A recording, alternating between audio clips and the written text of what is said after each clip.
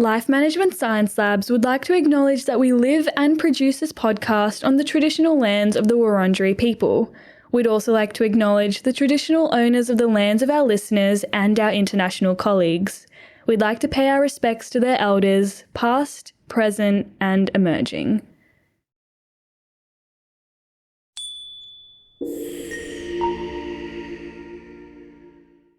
Hello everyone, and welcome to Work in Progress, the Personal Productivity Science Insights podcast produced by LMSL, the Life Management Science Labs.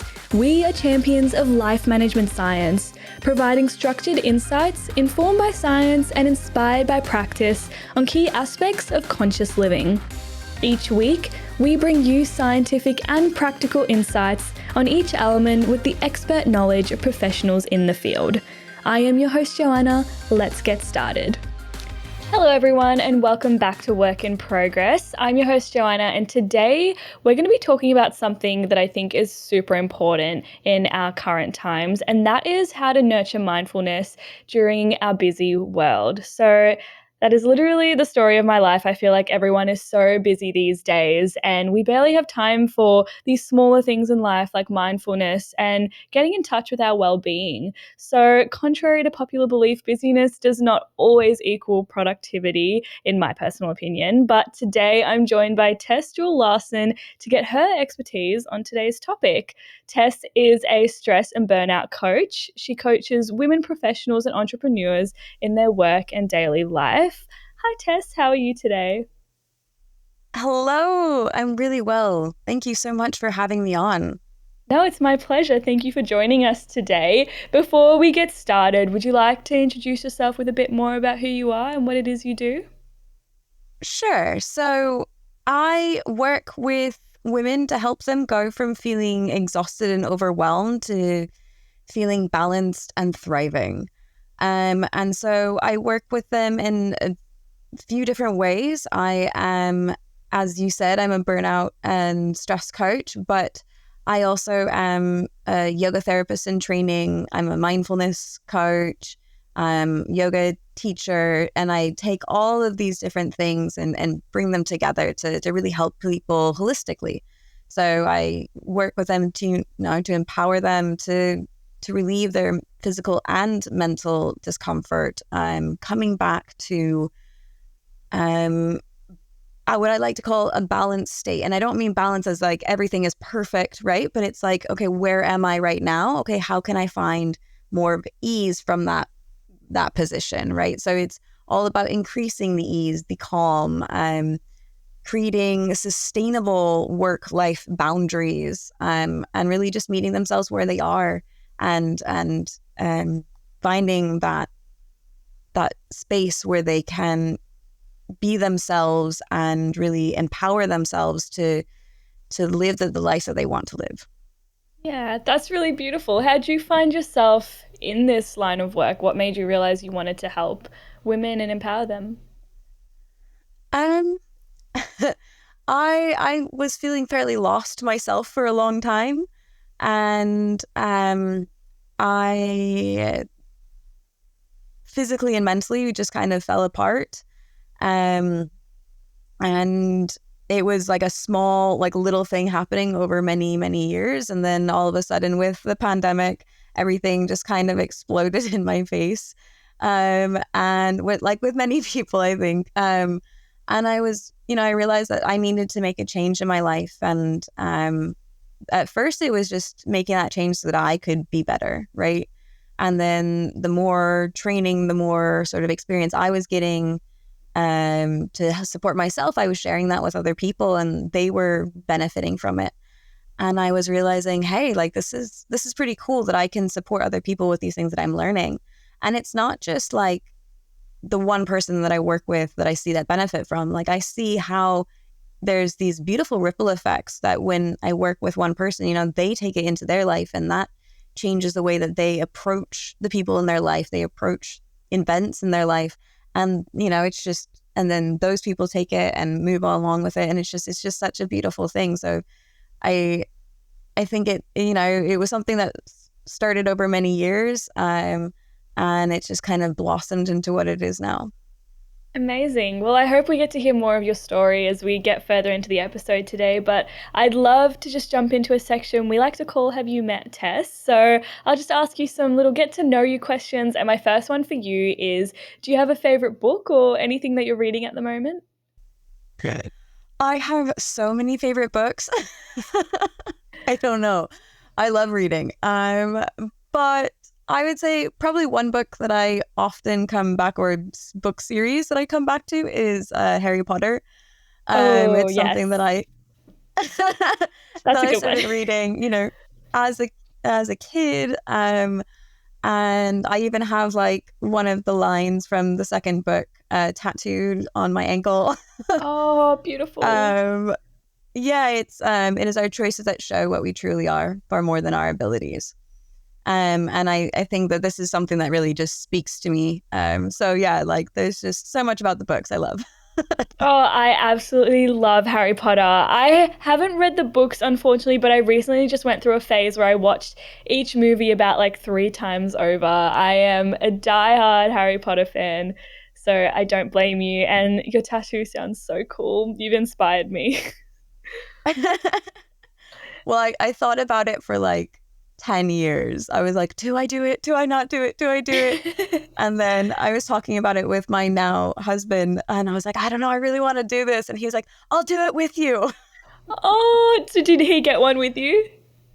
He did. It's Harry Potter as well, but it's not the same quote. Okay, what quote did he get? um, oh my gosh, totally blanking on it now. Uh, uh, uh, uh, uh, don't let the muggles get you down. Oh, that's so cute. I love that. That's so adorable. Um, And movies, do you have a favorite movie? I mean, I can't blame you for Harry Potter, but I do enjoy the Harry Potter movies, but I like the books better. yeah. The I have lots of favorite films. But the one that's popping in my head right now, sort of weirdly, is Kiki's Delivery Service by Hayao Miyazaki. Oh, It is just such a beautiful film about a young girl becoming like a woman, and she's like this witch, and so she's coming into her powers and trying to figure out the world, and it's just such a beautiful story, and it's beautifully done. So yeah, I think that's maybe that's one of my favorites for sure. yeah. I've never heard of it, but that sounds really interesting. Um, yeah, I'll add that one to my list. The amount of times I've said I'll add that to my list on this show is not good. I've got a massive list now. But rumor is that you're a podcast host too. Would you like to tell us about that? Yes. So I started a podcast with my sister-in-law. It's called The Happy Edit, and it's all about exploring what happiness is and how we can bring happiness into our lives. And we don't just mean like everything is happy and rainbows and but like how can you really like follow sort of this journey of happiness, of emotion, and really open yourself up to exploring life itself, and how that brings happiness to you. So my sister-in-law is a therapist, a CBT therapist, and so it's fun because we come at it from different angles, right? I come at it from more of like the holistic sort of wellness side. She comes at it from the more sort of, I don't want to say scientific because I'm super into science and like really, really science focused with what I do. But, she comes at it from more of the Western science approach for mental health. And so it is just really fun that we had sort of two different backgrounds, but then at the same time noticing how so often they connect in the middle and they overlap. And we bring on guests from lots of different modalities as well to look at happiness. And so it's been really fun to explore, and even bringing it into my own life, like, things that get mentioned that you're just like, oh, I hadn't thought of that before. That's really cool. Yeah, I'm going to try it out. So like you're saying, you have this huge list of films. Like for me, it's like I have this huge list of like different things to try out. Like, is that really making me happier? So yeah, no, it's pretty cool. Yeah, well, that sounds like a really great collaboration. How long have you guys been doing that for now? Not that long. Uh, we started it this year. We started it this year, so Amazing. it's been like quite a journey of like figuring out like what to do and how to do it, and um doing all like the background stuff and editing and yeah, Yeah, it's fun though. It's really fun. that's awesome. I'll have to give that one a listen for sure. And my next one for you is I'm going to rephrase this because I feel like when I ask people who their famous role model is, they're always like, oh, I don't know, or like, that's such a hard question. But do you have anyone in your life that's a great inspiration to you or someone you look up to? And famous or Doesn't have to be just anyone? famous, could be anyone, yeah.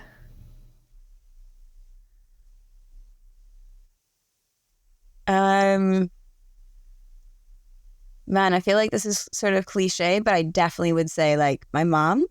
Yeah. She is she's amazing. Like when I was little, we moved to Barcelona um and for my dad's job.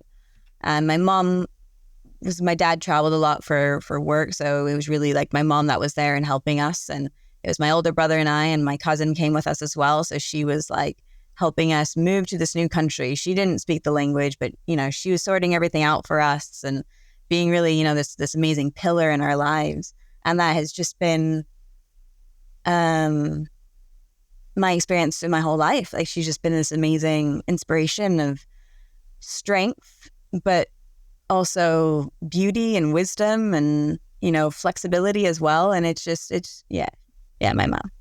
Oh, that's beautiful. I feel like our mums are always a great role model to have. So thank you for sharing that one with us. I think we can get straight into our interview questions now. So, as a stress and burnout coach, how would you personally define productivity?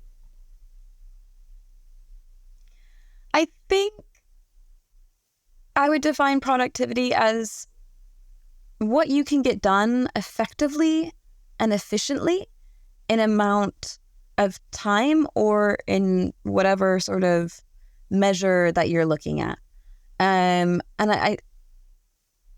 I'm saying that because I think, a lot of times we have this idea like, at the end of the day, oh, were you productive? Were you not productive? Right. And it's like, when you feel productive, you got things done in a way that you feel happy about, that it's not just about ticking boxes, right? It's about like, I feel like I was able to get all of these things done and it was effective and it was efficient. And I didn't, feel overwhelmed by it, because sometimes even though we get lots of things done at the end of the day, we don't look back and say, oh, I was productive, because you're just like, oh my God, that was just way too much, right?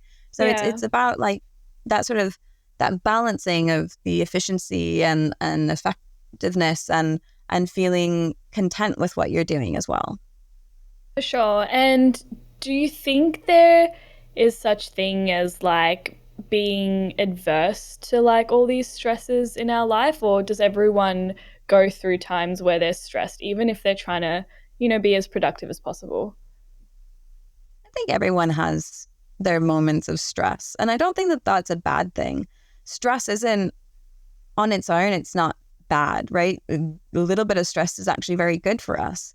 And stress is just our body responding to different events, and wanting, like, it takes the events in, or it takes whatever is going on in the environment or internally as well, right?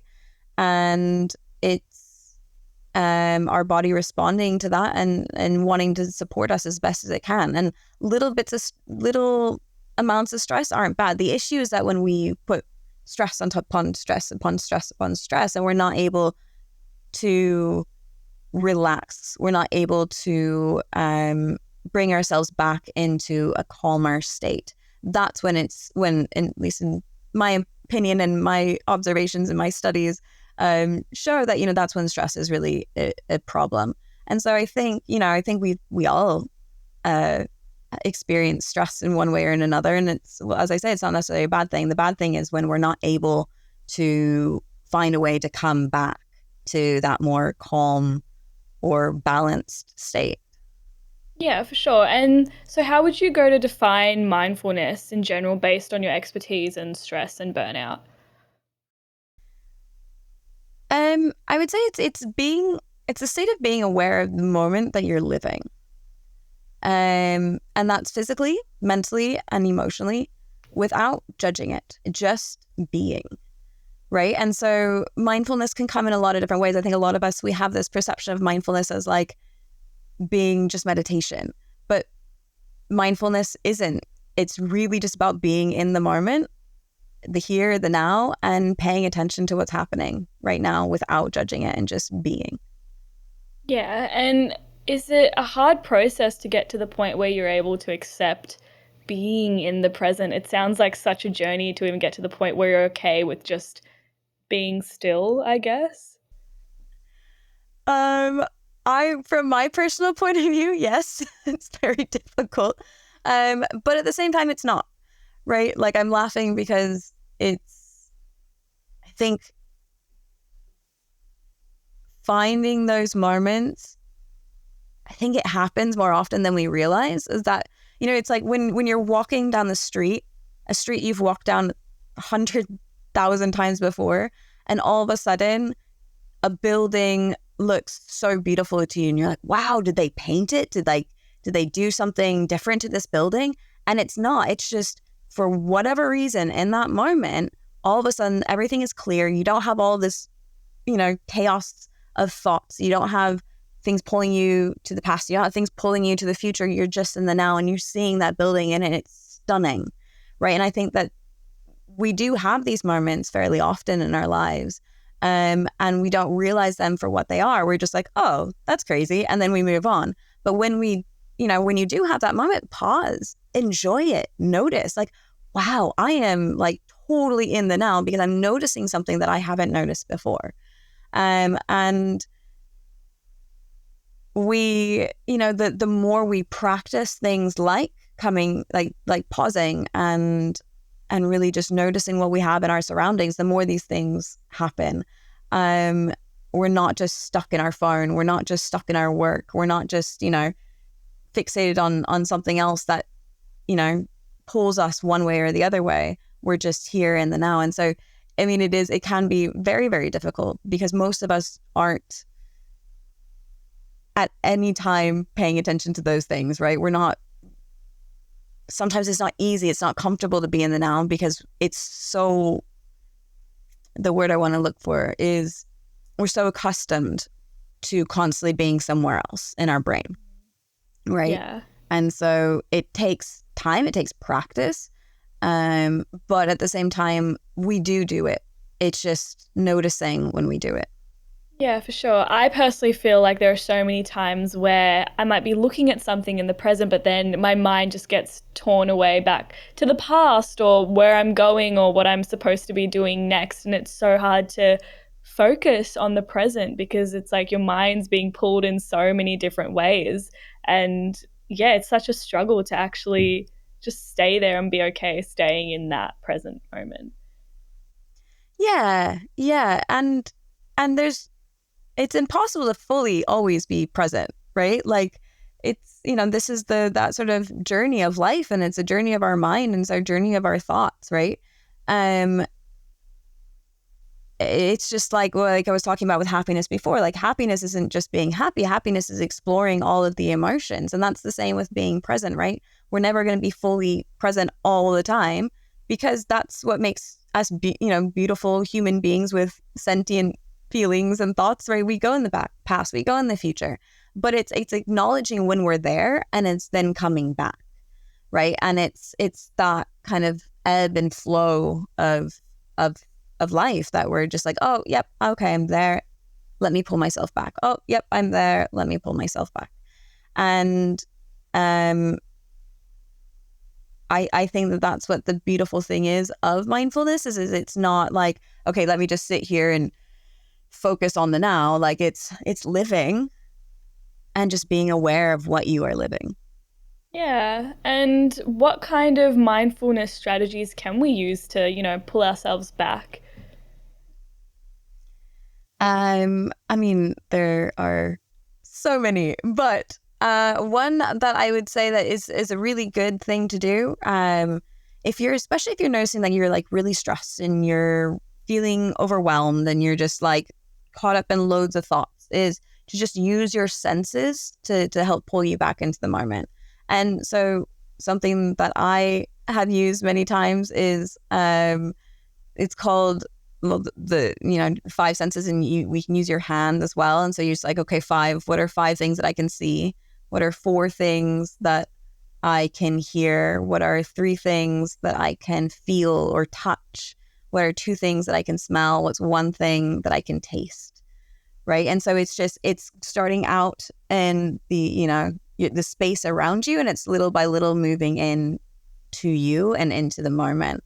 There's, and I like this as well because sometimes when we, because another thing that you might say is, focusing on your breath, right? But if you're feeling really anxious, focusing on your breath isn't the best thing to do right away, because then it can make you feel overwhelmed just by watching the breath. So when we use this, these different techniques to help ground us to the moment, and then that's when we can start looking at, okay, what is our breath doing? And even just like simple things, for example, of, if you're walking to work, right? Just noticing, like, how does it feel to have your feet on the ground and lift off of the ground? Or if you're having a cup of tea or coffee, what does the mug feel like in your hand? What can you smell? What can you taste? Right? So it's whatever you're doing, really, and just bringing your awareness to that.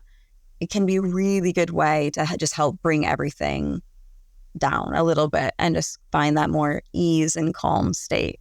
Yeah, so just really grounding yourself. Beautiful. And how does mindfulness play into our productivity or enhancing it? So, it comes back to what I was saying before about the productivity, right? Of like getting things done efficiently and effectively. And when we are trying to do too many things at once, we're not really focusing on anything in particular. And so, when we bring that mindfulness into it, when we come back and we start grounding, we go, okay, I'm here, I'm now.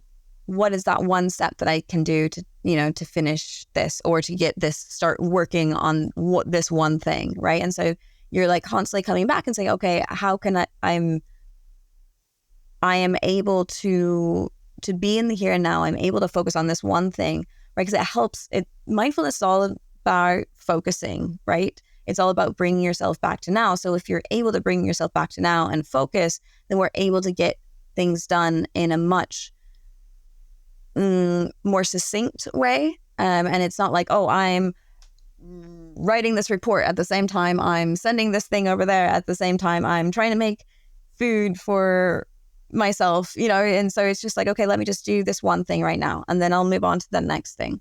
And I think it helps us prioritize a lot as well, because we're noticing, okay, this is how I'm presenting at this moment. What can I do right now that is beneficial for that moment, right? And so it's all about just like allowing yourself to come back and say, okay, this is where I am, this is what I'm doing. Let me move on to the next thing when that comes, right? Not just do all of it all at once. So I think with that productivity, right? Because in the end, it feels like maybe we're not doing as much, but we're really actually doing a lot more, because we're giving each thing its space that it needs, and then moving on to the next thing. And we're doing it generally a lot better as well. Yeah, for sure. And what are some of the bad or like toxic traits that could come out as a result of, burnout or just general busyness in life? A toxic trait. Uh, do you mean like Like bad habits, or for example, getting snappy or moody with people as a result of, burnout or just being like overstressed? right? Okay, so like the person's response, like physical, mental, emotional. Okay, I see what you mean. Yeah. Um, sorry, it's early here. My No, brain's that's still not fully that's on. so fine. Um, yeah, I mean, there's lots of things as you mentioned, right? Like you can get snappy, you can be moody, right? That was definitely something in my own case when I was going through. So I went through burnout, as I mentioned at the beginning. Like I just had this, major thing during the pandemic, but it was a steady decline before that of burnout. I just didn't realize it was happening. And one of the things that was going on was I was becoming a lot more negative. I was becoming more moody, and I'm not that sort of person. I was quite shocked by from myself of being like, what's going on here, right?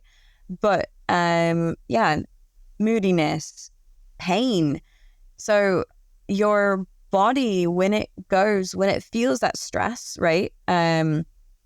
It goes into the sympathetic nervous system.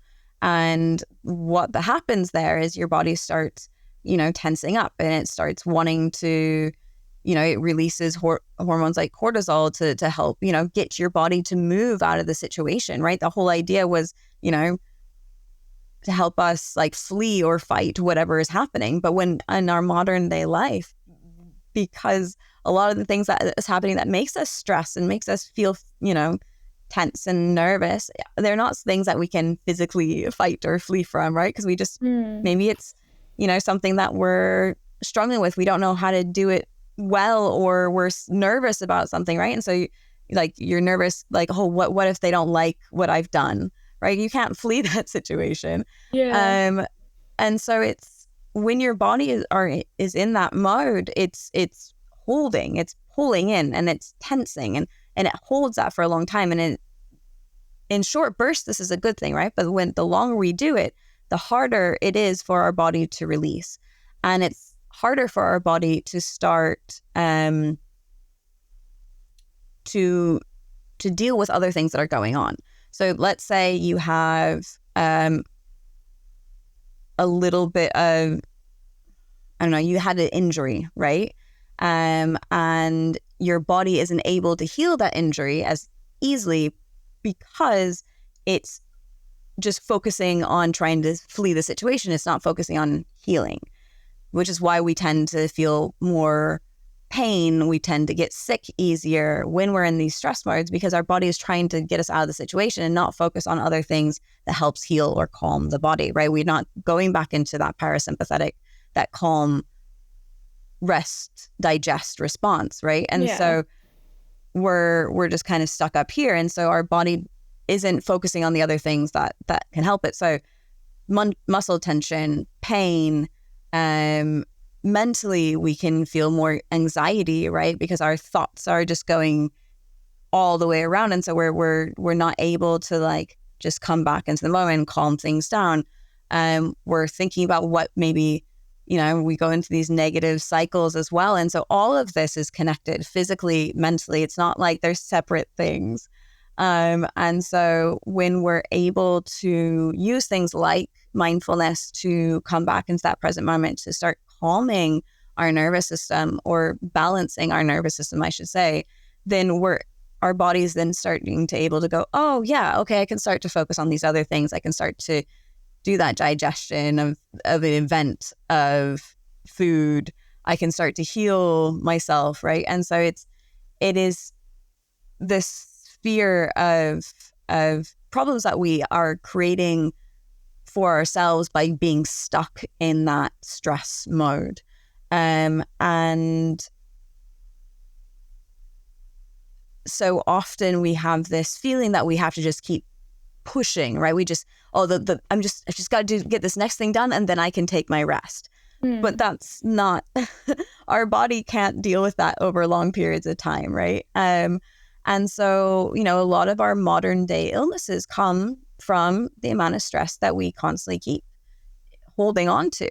And so it's all about, every single day checking in and asking yourself, how can I take that little step back just to start calming things down, and using tools like mindfulness is really beneficial for that.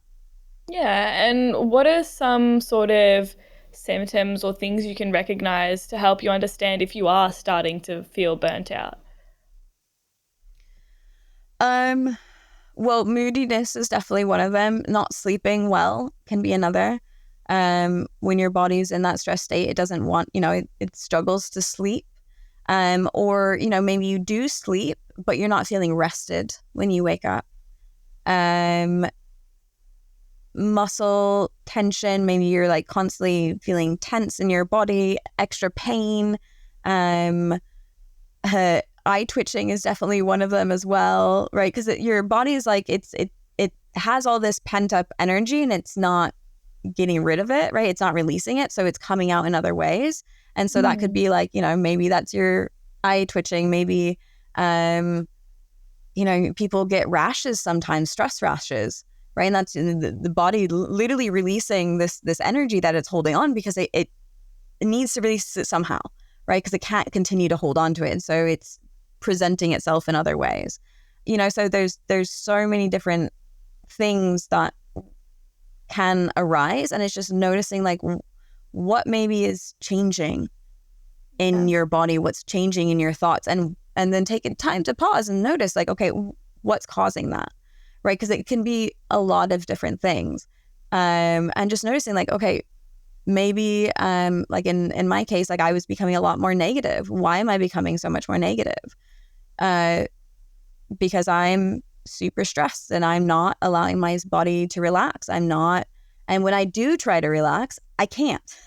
Yeah. Right? Like it was like so hard for me because I grew up with this mentality of like, you can sleep when you're dead, right? Like that was like what I was told as a kid, right? And so I think that, that we come at it with this idea that resting is bad. Like, lots of times in our society, it's like, oh, I worked a lot today. Oh, I worked more than you. Like we're like competing with how much we're like working more and how much more stressed we are with each other. And that's like it's not what we should be doing, right? We should be doing the exact opposite. Like, oh, I was able to take a little cat nap today. Like, look at me, go me. I was able to rest, right? Yeah. Or whatever it is, oh, I took a nice walk today. And like part of me, like my own experience was like, if I took the time, then I wasn't being productive. I wasn't doing the things that I need to be doing. But in the end, like taking those times for myself was actually incredibly important because it helped my body function better. It helped my mind function better. And I was better able to get things done more easily in a much, fuller fashion. And so it's kind of changing our mentality of, we often feel like if we're not doing lots of things, then we're not being productive.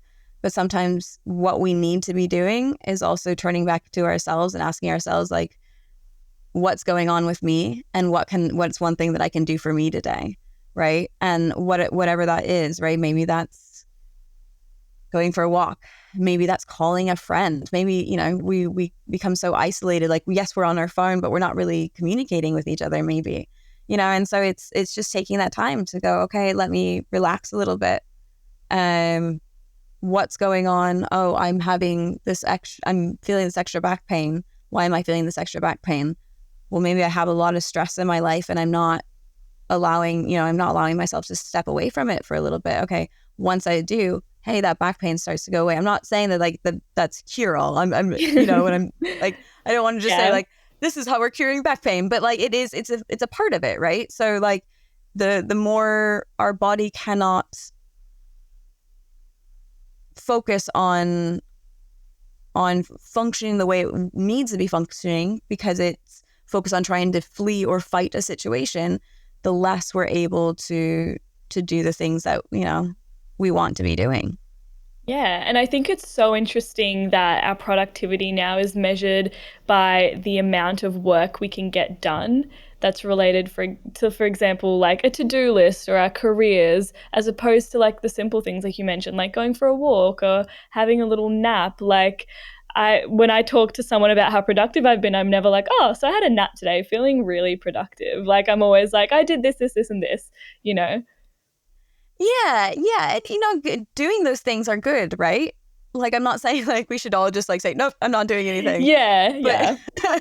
But like I think it's important that we also go, hey, like, yeah, look at me. I was able to get these other things for myself done. Yeah. Right. And showing up for me. And I think that is, I don't know, I think we need to start changing our narrative of what is important. Because as we're looking, you know, there's a lot of things in our societies these days that, you know, there's a lot of issues, and a lot of that comes from not allowing ourselves to rest, not allowing ourselves to relax. And so, you know, mental health is in a terrible position right now. Physical health isn't great either, right? And a lot of that stems from the amount of stress that we're putting ourselves under. Yeah, for sure. And how do we get better at just being okay with literally doing nothing, or even having those moments where we're just, I don't know, watching a TV show or doing something that's not considered, you know, conventionally productive? I keep asking myself this question as well, because I struggle with it. But it's, you know, I think it's changing that narrative, right? It's starting to change how we're telling ourselves what productivity is and what, you know, what is important. And when we change that narrative, when we say, okay, like, it's important for me to rest because then my body functions better, then my mind functions better, then I am able to have better relationships because I'm not in a moody state, right? I'm better able to communicate with people. I'm better able to listen. I'm better able to think of things creatively, right? Because lots of times our creativity, like that was another thing for me, was like I'm a fairly creative person, but when I was, you know, in that downward spiral, I was very disconnected from my creativity. And so like we start realizing that when we take this time, it's not just like a, you know, a bonus for ourselves, right? It is a necessity.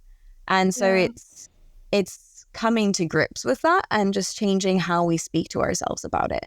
And as I say, it's not easy because we're so in this idea of it has to be, productivity is getting things done.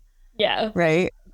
But maybe it's also getting your rest, you know, having that chill moment, spending some time with friends, reading a book, going for a walk, getting some movement in, you know, whatever it is that you're not getting a lot of, you know, it's just spending that little time for yourself to give back to you. Yeah, for sure. And I mean, there are some of us who naturally have very busy schedules, and there's nothing we can really do about it because, I don't know, like a career or family, you know. So how can we use mindfulness to help us get through those times and, you know, avoid burnout and excess stress? Yeah, well, I think it's once again just coming back into the moment, right? And using mindfulness to really see, okay, how am I doing right now? What is one thing that I can give back to myself? And it's about that check-in, and that when we're super busy and I understand it's like I have all of these things I have to get done. Like I have kids I have to take to school or to their clubs or whatever. I have these things at work that I have to get done, blah, blah, blah. You know, there's loads of things piled on top of loads of things. But it's also realizing that, you know, if you just take a little tiny bit of that time for you, then you're A, able to get those things done better, and B, you feel better doing it. And it doesn't have to be a lot of time, right? Like if we just take a few minutes every day, like it changes so much. But also when you are in those really overwhelming, stressful moments, just taking time to just pause come back into the present, ground yourself, and this can be a few seconds, right? Maybe it's with your cup of tea, and you're just sat there at your desk. You just take a moment and you're feeling the warmth of the mug under your hand, right? You're taking it, you're just noticing the scents that's coming out of the tea or coffee or whatever it is you're drinking, right? And just taking that moment to really be in the now. It helps your brain have that little switch of saying, okay, I'm safe, I'm okay, right? And then other things start functioning a little bit better. And so it's just taking these little tiny steps of meeting yourself, bring yourself back into the now, and then taking, a little step, maybe in slightly different direction to support yourself. Yeah, for sure. And how do we help keep ourselves accountable for not slipping back into, habits that might be bad for us? Like, for example, we decide to take these steps to be more in the present and do all of these things that will help us feel like, less stressed or, be more in touch with being in the present. How do we avoid slipping back into who we were? Well, I think the first thing is we will have moments where we do slip back, right? And I think that that's important to acknowledge. And I think it's important that we don't judge ourselves for it. Because one of the things that when we do start slipping back into these things is, oh, dang it, I didn't do it perfectly. Nothing, we don't ever do anything perfectly at the beginning, right? Or very rarely, whenever we're learning something new, it takes time. And so I have this analogy of, it's like imagine you're walking in a field with really long grass, right? The current path that you're on, your current habits, all of that is this really well worn down path. Then you don't have to worry about the grass hitting you. You can just walk straight through it. When you start to make changes in your life, when you're starting to, change your habits, start adding, these different things in, you're starting to create a new path. And as you walk through that path, you're going to have grass that's hitting you in the face, right? Yeah. You're going to have things pulling you back, pushing you back because and so acknowledge that. But the more that you do it, the more you're consistent with it, the easier it becomes. The more that new path gets created and the other path starts growing up, the grass starts growing back in on that side, and it fills in. So I want to stress this. It is not always easy starting new habits and, bringing things in. And if you do feel like you're going, it's not working, acknowledge that fine, you didn't show up for yourself today. That's okay. Do it tomorrow, right? Or just do it now that you've realized, take that little moment for yourself. Another thing is, we have a lot of wonderful benefits through our technology. You can put alarms on your phone to remind yourself, hey, it's don't forget to check in, right? There's apps as well that do this for you. I know Insight Timer, for example, when you go on, it's a free meditation app, and they have other courses and stuff on that as well. I have some stuff on there, and when you go on there to listen to a meditation, it asks you, how are you doing today? There's loads of different wonderful tools that we can bring into our lives that help us check in. Ask your friend, ask your family member, ask a loved one to, hey, I'm working on these things. Can you support me? Yeah. Can you check in with me? We don't have to do it alone. And I think that that's something that we forget. It's not, we're not in this alone. We have support systems around us, whether or not we realize it, so reach out to someone and say, hey, I've been struggling with this, be honest with them. And I'm trying to build these other things into my life. And I don't know how to do it very well, or I'm a little bit nervous about doing it on my own. So maybe they'll ask them to be your accountability partner. Maybe they'll even do it with you, and you guys, then you can share those moments together. And, of course, if you're really struggling, reach out to a professional, maybe a therapist, maybe a coach, like whatever it is that you need. Make sure that you're getting the support that you need, and you use those support systems that you have around you. And, just meet yourself where you are, and don't berate yourself for not being perfect at it at the beginning, right? Like, just take that one step at a time. And if you get pulled back a few steps, fine, take another step forward, Yeah, I love the analogy. I thought that was so beautiful and a really great way of thinking about it as well. And I can 100% relate to this whole idea of trying to do something perfect when you start doing it. And if you're not doing it perfect, then you're like, well, I'm not doing it right. Like, there have been so many times where I've sat down to do some little mindful meditations or something that's good for like my well-being. And I'm like, I didn't do that right. Like, that wasn't perfect. I guess it's not working for me. I feel like it's so easy to berate ourselves about those things. Yeah. And then you say, oh, well, it's not working, so I'm just not going to do it. Right. Yeah. And then, it's like when you're like creating like an exercise habit as well, like, or you're starting to run, whatever that is, and you're like, oh, I want to run until, I don't know, I'm going to run a kilometer today. And you get into it, you start running. And like maybe halfway through, you're like, oh, this is hard. Yeah. Nah, I'm done. It's like, okay, no, like, split it into chunks. Like, okay, maybe the first day you don't run the full kilometer. Maybe you just run part of it. And maybe the next day you just do the same thing over and over and over again until that feels comfortable. And then you start adding on a little bit more, right? And it's just about like, it's just about meeting yourself and being compassionate with yourself, and really just taking that time to be comfortable and saying, like, I don't, as we're saying, I don't have to be perfect at the beginning.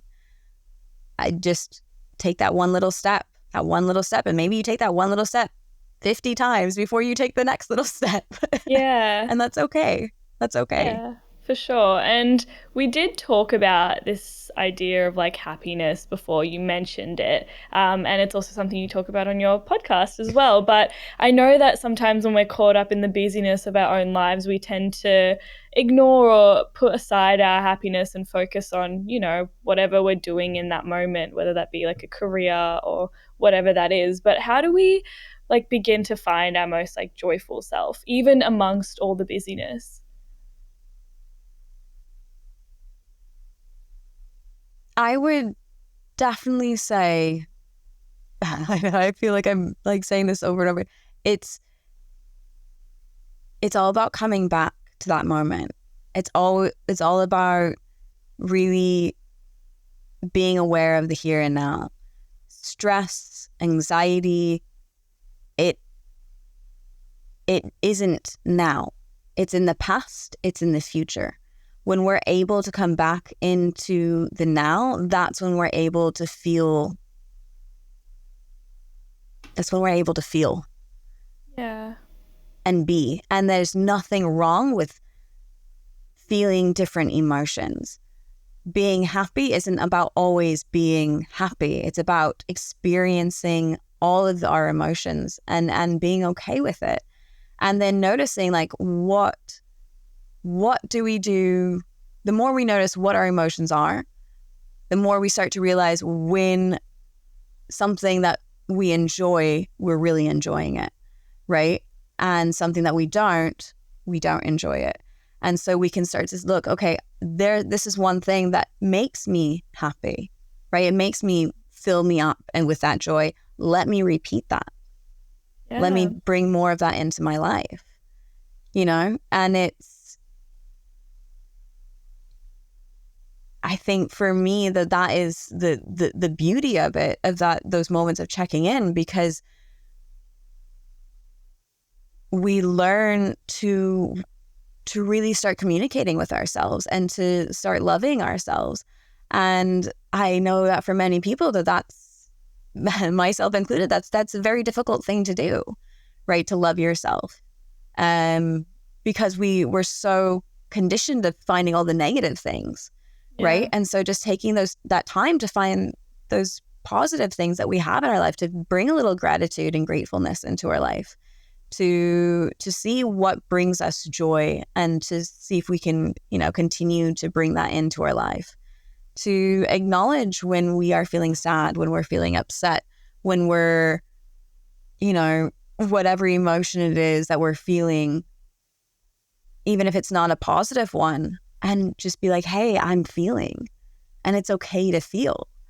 And I think that is part of being happy, is just allowing yourself to be you, and part of being you is to feel. Yeah. I think that's such a beautiful way to put it. And I loved what you mentioned about like paying attention to your emotions, realizing what makes you happy and chasing after those things. And do you think that's a good way to start bringing these practices into your daily life? When you realize what makes you happy, you can bring it into your life more often. Yeah, I definitely do. And then, that's not to say that there's not going to be things that we do that aren't going to make us happy, right? Yeah. Like, we can't always be going after like those happy nuggets, but it's easier to start building them in when we know what they are, right? Yeah. And these things, they don't have to be big things, right? It doesn't have to be something that's like, I mean, yeah, sure, going on holiday, that makes me happy too. But, it's something really small. Like maybe it's a happy moment for you to sit and just, I don't know, sit in a park and just watch the birds. Maybe it's a happy moment for you to hug your partner, and there's lots of different things that, we don't really think about, oh, this is going to make me happier. But in reality, the more that we start to pay attention to ourselves, we realize actually that does make me happier. And I'm going to bring this up actually just a little moment. Hugging is a great way to bring happiness into your life. Hugs are our bodies, when we get those hugs, right? That physical connection, it releases oxytocin, which is the happy hormone. So like our body goes, and we start to relax. And so like, obviously it's a hug, not just like hugging anyone. Obviously, like you want to be, feel comfortable with whoever you're hugging. Yeah. But those hugs they're incredibly important. And that's something that we can, most of us can do more often that we don't do very often, right? And even if you don't have someone that you are comfortable to hug, you can hug yourself. You can literally, put your hands here, and there's something called a butterfly hug, where you interlock your thumbs. You bring one hand on top of the other on your chest, and you can just kind of flutter your fingers. And this is like, you're giving a hug to yourself, and this really is a great way for calming your nervous system and for bringing that extra, support into you. And you can do that at work. Like you could just be there, like, maybe you're reading through something at your desk, and, you can just kind of interlock your fingers, bring your hands, and people don't need to know what you're doing, know? And there's just these little tiny things that we can bring into our life that we don't often think about as being, oh, that's going to make me happier, right? Going out and buying that, I don't know, really fancy handbag might make you happy very briefly, but like, is that true happiness, or is that's you, trying to fill a gap of something else? So just taking that time to really notice and connect with yourself is where we start learning what truly brings us joy, not just sort of a false cover up of joy. Yeah, for sure. And I feel like the more accessible we make this joy, like the easier it is. Like, for example, buying that expensive handbag, that's not something the average person can do every day, every time they want to feel happy. And hugs are something that are so easily accessible. Disclaimer, not telling you to go hug random people, but like, like the simple things are so much easier to attain joy from than it is booking a holiday and going off somewhere. Yeah, exactly. Amazing. Well, I would love to jump into our practices, habits section now. So I'm just going to ask you about what you do to cultivate mindfulness in your life. So is there a practice that you have that you like to use? Yeah. So every morning When I wake up, as I wake up, I'm not out of bed yet. I'm still in my bed. And I just start to notice, like I start to kind of scan through my body, notice how I'm feeling physically. And then start to notice, okay, what sort of things can I smell? What sort of thing what's the flavor, any flavors that I have in my mouth? And maybe like I wake up and I'm feeling, my mouth's feeling a bit dry. I'm like, okay, so maybe, I'm maybe needing a little bit more water or something later on, or, whatever that is. So I'm just checking physically through me. And then I check in with myself mentally as well and say, okay, how am I feeling this morning? And just noticing any emotions that arise. And I'm not judging anything that comes up, right? I'm just noticing it. And then little by little, I start to open my eyes and I start to look at my surroundings and just like looking at colors, looking at lights. And if it's still dark out, seeing if I can like make shapes out in the room, and it's just like little by little, just like starting with me and then opening up to my surroundings and the day. I find that to be super supportive, and a really good way to like check in and just notice, okay, how am I feeling today? Is there something I can give back to myself, or am I just ready to go? And it doesn't take a long time. It's literally like seconds, right? But it is just such a nice way for me to start my day. And I know that when I don't do it, for whatever reason, if I'm feeling rushed about something or whatever it is, like, and I'm rushing through things, I don't meet myself as well during the day. I don't have that time to, that connection as much during that day. So it's just a really nice way for me just to start everything. It's just like, okay, I'm here. Yeah, I really love that. I was just like violently typing that all down as you were saying it. I absolutely love that. I feel like so many people, as soon as they wake up, their first instinct is, where's my phone? Let me get my phone. Let me scroll through social media. And that I feel like is just the worst way to wake up. I mean, for some people that works really well for them. But for me personally, I do that and I'm like, why did I just choose to go on my phone? I could have spent that time actually properly waking up. So I really love what you just said. Yeah. Well, I think so often we get stuck in our phones, right? Like whether it's waking, like right when we wake up, look at what's happening in the world, look at what's happening in someone else's life. Like we disconnect from our own, right? Same before we go to bed, we're on our phones, we're watching videos, we're, getting that instant gratification, and we're not just letting ourselves calm down. Also, phones, the light that comes out of the phone is a blue light, and blue light is, like the same type of light that comes from the sun, and our bodies are designed to wake up to that. So when we're looking at those screens before bed, it's actually stimulating the brain, it's waking us up, so it actually affects us, and we don't often sleep as well if we look at that. And then the same goes for in that morning time, right? It kind of just zings you awake, and your brain doesn't have its sort of a little bit of time just to start, opening up as it can. So even just on the physical light of it, and not even disconnecting from self, but it's not great for our brains.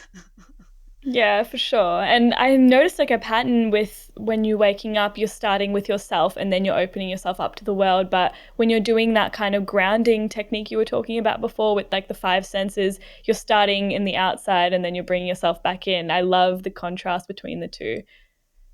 Yeah. So that's one of the things I really like to work with and notice in myself, but also with the people that I work with, is it's all about meeting yourself where you are in that moment, right? So if you are fully out of, if you're in those thoughts, if you're out of your body, it doesn't work to, as I said, it doesn't work to just come straight back to the breath, because there's that disconnect there, and it can feel jarring and uncomfortable.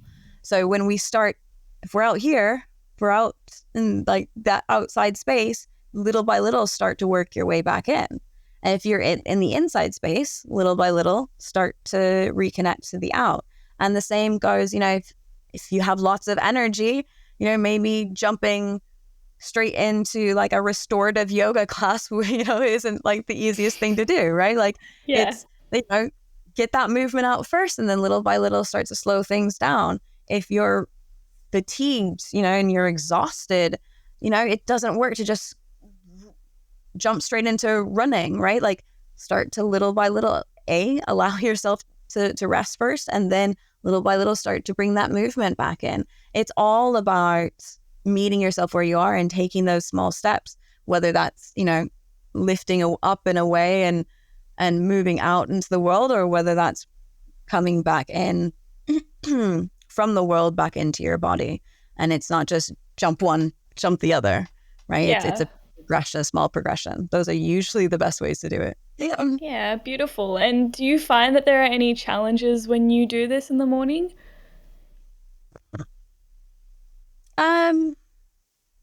I would definitely say at the beginning when I started doing it, if something wasn't right, like if I was like, so I one of the things that happened during my major blow up in the face burnout during the pandemic was I really injured myself. I really injured my back to the point where I could barely move. And so I, those check-ins in the mornings would be like, oh, my back's terrible. Like, and I would just be really negative about it. Like, my stupid back, like how can, like, and it's taken time, but, I've gotten a lot better at saying, my back is sore today. Okay. I'm going to start to move a little bit first. I'm going to take a warm shower to loosen it up. And I'm not judging the fact that my back is hurting. Right. And it's the back pain. It's gotten a lot better. I'm able to move now. But like, I have my days when it's not awesome. Right. But when I judge myself about like, I wasn't taking care of myself. That's why I did this. This is my fault. This is blah, blah, blah, and it just gets me in that super negative mood. And so when I'm just able, the back pain might still be there, but I'm changing how I'm approaching it. And then all of a sudden, A, I don't notice the pain as much. And B, I'm able to be much more helpful to myself, because then I can go, oh, yeah, actually, what I need to do right now is I need to move a little bit. I need to take that warm shower so I can start to relax, the muscles, that sort of thing. And so it's just shifting perspective a little bit can be really beneficial. And just shifting how I'm talking to myself is really beneficial, because then I don't start my day off with negative thoughts, right? I'm not starting my day off with like talking myself down. I'm starting my day off with going, this is how I'm feeling. Okay. Yeah, for sure. And I really love that, actually, like the way you're talking about paying attention to what your body needs. Even if it is something negative, your body still needs something, and you can help give that to yourself. Even if it is positive, like you can give that to yourself too. So I feel like that awareness is so great to build. Yeah. Exactly. Beautiful. And have you found that this has improved your productivity and your perception in life, like in doing this practice every day? Oh, definitely. Because on this side, like when I'm able to have those moments of just being, I think is what I want to say with this, then I'm able to then feel like I'm able to focus better during the day. I'm not just jumping from one thing to the next, right? I'm like, okay, this is this. All right. And moving on, this is that. So I feel like things slow down, and they don't necessarily slow down, but it's my perception of time. Like time isn't rushing as fast.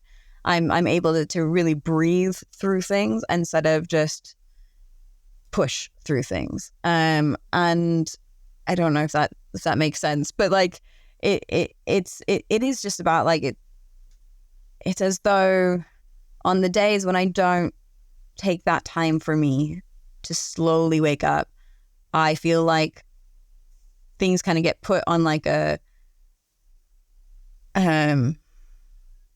what do you call it? You know, when you like you're watching a video and instead of having it on like the one, it's like a 1.5 like or times 2 2. speed, yeah. Yeah, speed. Yeah, you're speeding things up, right? So I feel like things are like majorly speeding up. And when I take that time, I feel like I'm just on that number one, like I'm just living it as it should be. And so it is just, you know, it doesn't change what I need to get done that day. It doesn't change how, you know, how busy maybe I am. It just changes my perception of that busyness and how I approach the busyness. Yeah, I really love that. So even if you are a super busy person, like for me, examples, my mind is always at like the thing I have to do instead of the thing I'm doing. And it's always like one step ahead. And I feel like this practice that you've mentioned is like a really great way to just focus on what you are doing and just be in the present as opposed to skipping ahead to what you need to do later on. Yeah, exactly. Yeah, because so often, you know, we're as you're saying, you're doing one thing and your brain is already on that next thing, or not even the next thing. Maybe it's 2 things down the road, right? Yeah. And so we're not actually focusing on what we're trying to get done. So that takes us longer. We don't do it as well because we're not fully there. And so when we're able to just come back and really be in that moment doing that thing, you do it well, and then you can move on, right? And at the when we start, at least when I started doing this, and I know that the other people said the same, you know, at the beginning, you feel like you're not getting as much done. But then when you really look back, you know, at the end of the day, you look back and you go, actually, I got a lot done today and I did it better and I don't feel as stressed and overwhelmed about it. You know, and it's just about, but that perception is just about that perception of really understanding like what does it mean to be productive? Is productivity about getting all these things done all at once, or is it about doing them well? Is it about, you know, so you don't have to redo it? Is it about, you know, doing it within the time period that it's you know, it's supportive of you? And like, you know, the more we're able to be in the now, as we're saying, you know, we're able to get those things done now instead of maybe an hour later because I've done 50 other things in the middle of it.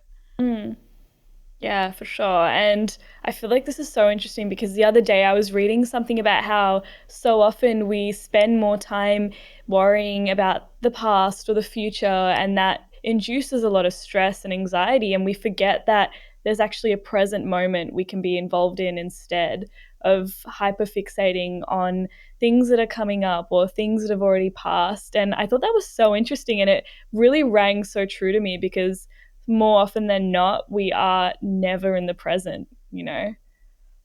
Oh, yeah. Yeah. And did I say this earlier? You know, stress, anxiety reside in the past. It resides in the future. It doesn't reside in the now, right? And so when we're able to be in the now, then we're able to really appreciate what's happening and we're appreciate what we're working on. We're appreciating who we're with. You know, how often are you, you know, there with a friend and you're having this conversation and all of a sudden your brain is somewhere else, right? Yeah. And you're no longer there in the room with your friend. Like physically you are, but your brain isn't, you know? And then it's like, oh, shoot, they just told me something and I didn't hear. Well, I don't know if I want to admit that I didn't actually listen to them when they were saying that, you know? And so it's like, you know, we're able to, when we're able to come back out of that, and, you know, and it happens, it's okay, right? But when we notice it, say, oh, okay, come back. And without judging it. Because the more we start judging those things, the more we just get stuck in that as well. Yeah. Right. So it's like, oh, I went in that past. Okay, let me come back to the present. Oh, I'm in the future. Let me come back to the present. And it's that, you know, that constant. And the more we do it, the easier it becomes, the more we start noticing it and the less we actually do of it, of going into the past, going to the future. Because we become more conscious of when it happens, why it's happening, and we're able to retrain our brain. We're literally rewiring how our brain is functioning when we're doing this, right? And we're able to be more in the now. Yeah, for sure. And I can totally relate to what you said before about you're talking to someone and suddenly your mind's jumping to all these different places and you're just like nodding along to what they're saying, not actually taking in what they're telling you.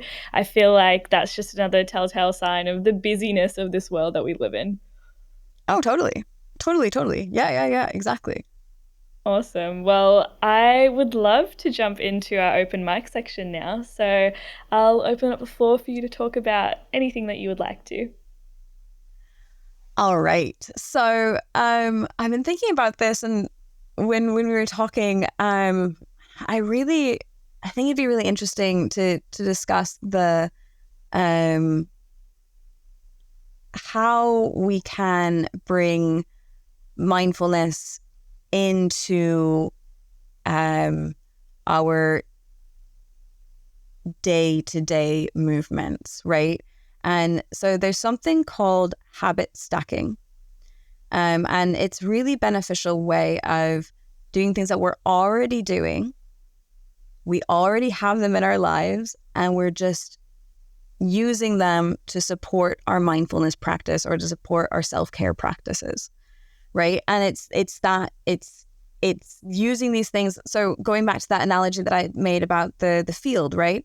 And so we're already, we're using these things that we're already doing. Maybe that's washing our face in the morning. Maybe that's having our cup of tea.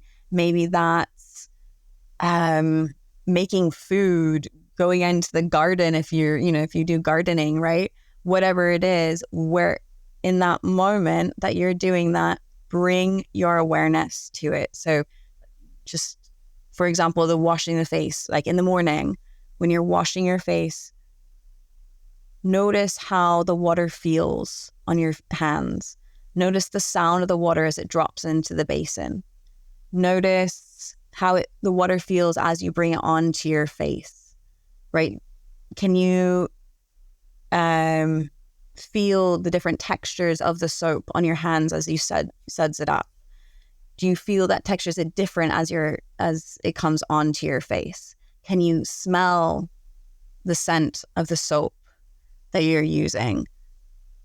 How does it feel when the water cleans the soap off, right? So we are doing all of these movements that we've done 100 million times before, but we're slowing them down in the way of we're just changing our perception of them.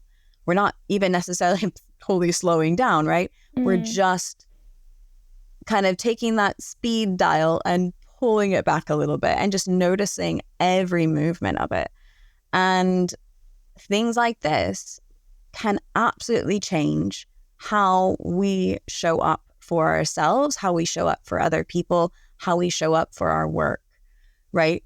And it's just in these small little moments that we absolutely change how we see the world.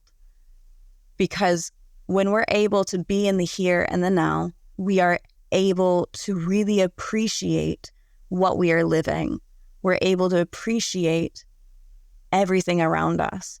We're able to notice, this is something that brings me happiness. This is something that maybe doesn't.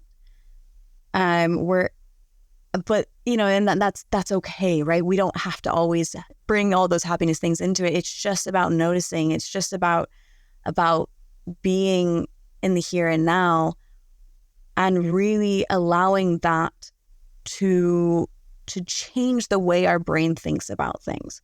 Because when we get so caught up in our thoughts, we forget to see the beauty of these small moments.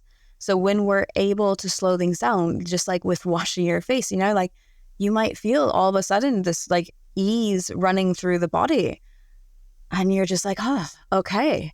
And then instead of walking out of the bathroom and being grumpy at your partner because they, I don't know, left the toilet seat up, for example, you're just walking out being, oh, good morning, and so it's just changing. By changing this perception, we're changing the way our brain functions, and then we're not staying in negative cycles. We're able to pull out of those negative cycles little by little, and really just appreciate life around us. That beautiful building that I mentioned, walking down the street, like that happens more often. We're able to see this glowing light more often. We're able to appreciate the colors around us more. We're able to listen to our friends' stories and really be there. And we're able to get our work done more effectively, more efficiently, because we are here in the now. And it's not about, working until we drop, right? It's not about like, sleeping when you're dead. It's about living. And life is way more than just the 100 million things that we have to do. It's about living.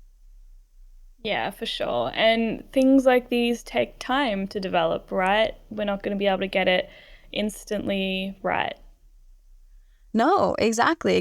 And the more that we do it, the easier it becomes to bring that in, right? The more, like so many studies show, with gratitude, for example, like the more we, look at things around us and be grateful for what we have, the more we're likely to look at the world and be like, wow, this is amazing, right? We're not looking at everything going, oh, I'm getting attacked by all of these things, right? Yeah. And so like that's the same thing with this, is the more we show up for ourselves, the more we're able to really notice, like, actually, there's a lot of beautiful things in my life already. There's a lot of things that I have that make me happy, but I've just not taken that time to notice it. And maybe there's things that I don't even notice that I'm doing that actually don't make me happy. Like, this came up on the podcast in one of the episodes. Like, my sister-in-law was saying that when they did like a food meditation with like a mindfulness meditation with raisins, and in one of her classes when she was studying to become a therapist, and this person had always thought that they loved raisins, and they just ate loads of them. But when they did this food meditation, they slowed things down. They actually realized they absolutely hated raisins. It was just that, they were there. And so they just put them down in the face and, down in their mouth, and wouldn't even chew them practically, just swallow them. And it was just something that was filling a space.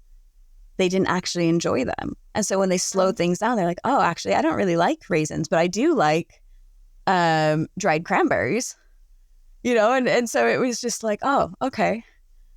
So it's just taking that time to notice like what we do love, what we don't like, and to not judge it, just to really allow ourselves to be ourselves. Yeah, I feel like that's such a beautiful way to put it as well. And sometimes mindfulness isn't for everyone, but do you think this is something that people can work towards if it's something they really want to give a go?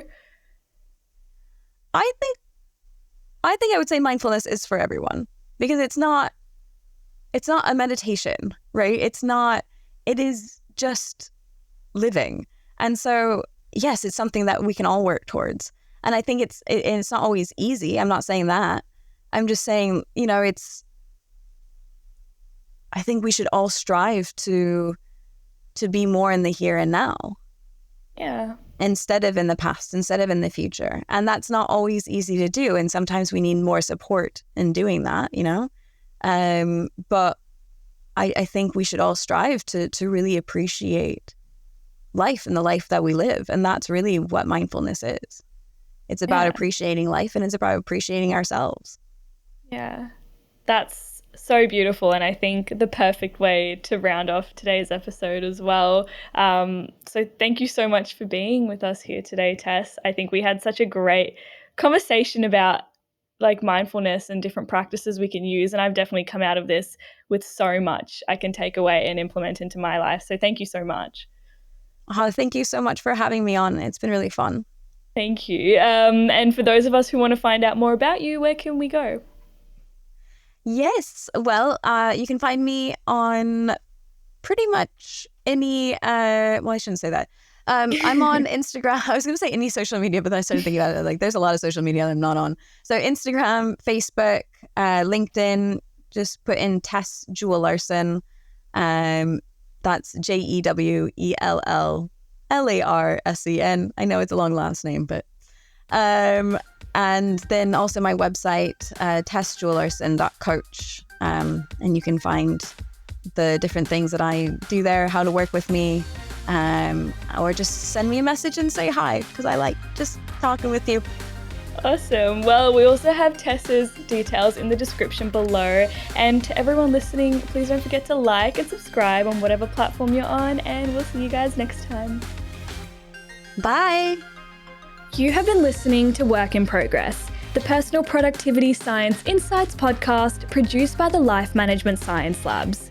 Listen to episodes from LMSL's 10 Life Management Perspectives on Apple Podcasts, Google Podcasts, Spotify, YouTube, or other podcasting apps on your smartphone.